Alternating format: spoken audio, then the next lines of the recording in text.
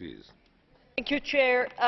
First of all, a big thank you to the rapporteur, Claude Moraes, who did a great job, and the fellow shadow rapporteurs. And I'm actually very proud that this Parliament is the only institution in Europe that has raised this issue, and with very limited means we conducted the inquiry, whereas the Council has been shamefully silent. It has not even been put officially on the agenda of the Council. Massive violation of the rights of European citizens is being ignored by the Council. Shame on you.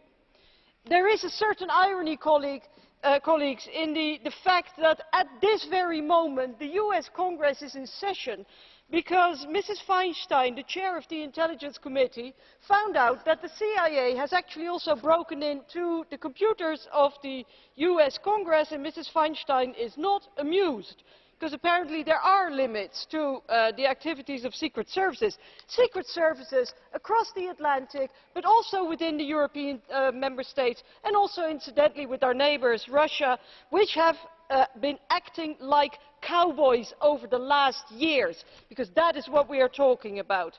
They have no business monitoring millions of innocent citizens like a giant peeping Tom. They enter the most intimate part of our private lives, even through our own webcams. It's a bloody shame. All under the pretext of national security, harassing journalists and whistleblowers who expose the wrongdoing of governments, because that is what we're talking about. And this is not some remote exotic dictatorship. This is Europe we're talking about. A massive violations of the laws that we pass.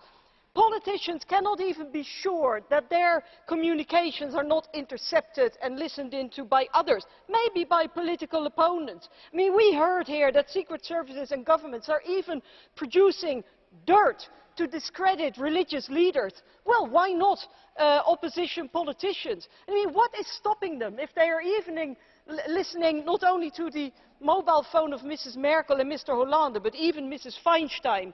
I mean, how far does it go? How can we be sure that it's not the opposition that's been eavesdropped upon? This is the very fabric of our democracy, the rule of law that we are talking about. And I find it unbelievable that the EPP still has hesitations here and the ECR is actually going to vote against. This House will stand up for the right of European citizens, for democracy and for the rule of law, the way it is laid down in the treaties. That is our job. Thank you.